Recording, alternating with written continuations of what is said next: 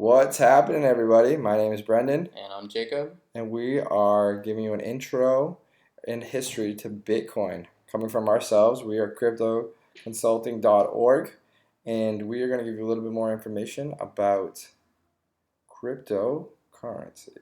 Yeah, so before we get started, any of the information you guys take from here, it's not really official financial advice. We're not telling you what to invest in, how much to invest, but we just want to give you the tools and the knowledge to kind of figure out if crypto is right for you. Straight information only.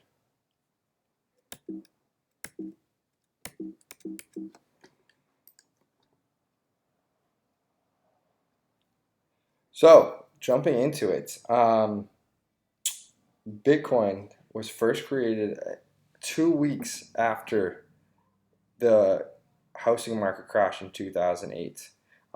Pretty ironic that Lehman Brothers actually filed for bankruptcy during that time. 2008 to 2009, we saw one of the biggest housing crises ever to hit the United States. Um, we a lot of things that we did, there were these things called CDOs, which are credit default swaps. And what they go ahead and do is they were made up of faulty mortgage and subprime mortgage loans that had different ratings than what it should be. And we saw the downfall of Fannie Mac, Fannie Mae, and Lehman Brothers. Some of the biggest banks like JP Morgan, Goldman Sachs, they had to be bailed out by the Federal Reserve. Um, the irony that comes from this is we kind of trusted and we put our money into a third party where they controlled our money, and we put the trust and information that they would hold on to our money. And what we saw was maybe we didn't lose our money in our bank accounts, but we saw the economy, the money that we invested, that we worked hard for, going down and crashing with that. So the goal out of Bitcoin was it's made to be a decentralized peer-to-peer network without having a third party or intermediary. So the irony once again is that Bitcoin, when we did have a crash, this was kind of created after it. Who created it? The founder of Bitcoin, his name was Satoshi Nakamoto. He was the first person to create it, as well as devise the first blockchain database. He was part of, or known to be part of, the cypherpunks. Or they go ahead and they think he was part of the cypherpunks. Cypherpunks was a generation in the late 90s, early 2000s that went ahead and were looking at different ways to make mobile or into online payments, a certain type of cash, but actually failed. But it looks like Satoshi Nakamoto had contact with Hal Finney, which was another cypherpunk, and was the first one in regards to tell Hal Finney of how Bitcoin was created, what it can do, how it can change the world. And Hal Finney had no idea who he was, just kind of went with it. And the first Bitcoin transaction was sent to Hal Finney.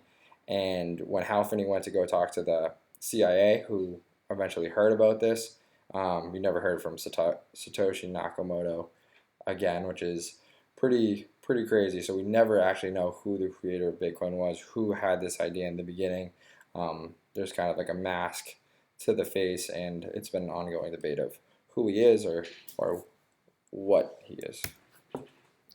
Yeah, so that kind of jumps into the anonymity of Bitcoin. We don't even know who the creator is, but it is the first decentralized digital currency, and all transactions are peer to peer. So, like Brendan said earlier, no intermediary, which would normally be a bank or some type of third party, and it's a currency that is basically anonymous if you look at the blockchain, which is how it works. It works on blockchain technology. If you look at the quote here on the bottom, the blockchain is an incorruptible digital ledger of economic transactions that can be programmed to record not just financial transactions, but virtually everything of value. So Let me give you an example of a blockchain yeah, to a cryptocurrency. So the blockchain, imagine the blockchain being like the internet, while Bitcoin is actually to, like, what I mean, it'd be like a domain name or an email address. So the cryptocurrency, or what the cryptocurrency name is is not actually the software that's behind everything.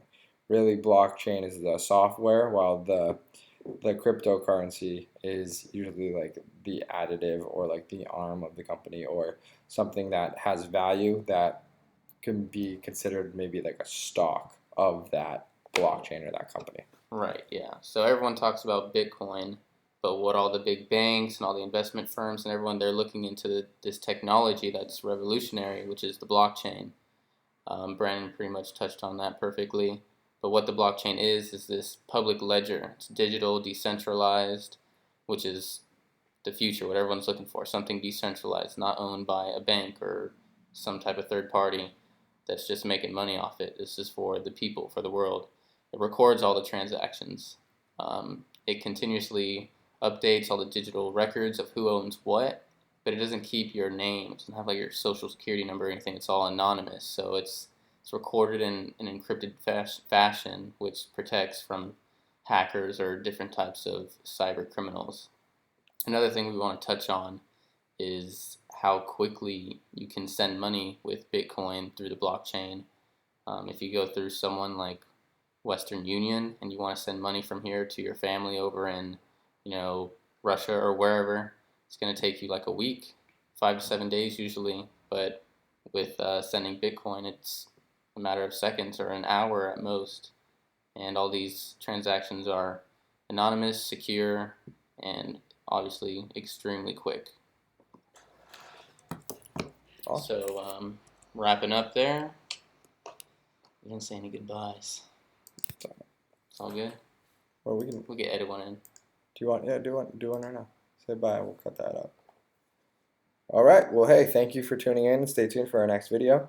All right. Peace out. Peace.